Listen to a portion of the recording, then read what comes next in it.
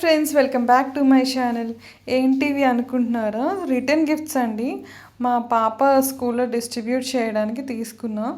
ఇట్లా పౌచెస్ అనేవి మీషోలో ఆర్డర్ చేశానండి. ఇవేమో నేను శ్రద్ధ ఎక్స్టెన్షన్స్కి వెళ్ళి ఇలా డోమ్స్ కిట్ తీసుకున్నాను. ఒక ఎరేజర్, షార్ప్నర్, పెన్సిల్, ఇంకా స్కేల్ కూడా వచ్చింది. ఇంకా ప్లస్ ఇంట్లో ఒక చాక్లెట్ వేశాను. ఇలా 41 మెంబర్స్ ఉన్నారు. సో స్కూల్లో ఇప్పుడు ఎల్కేజీ జాయిన్ అవుతుంటాను, ఇద్దామని అనుకున్నాను.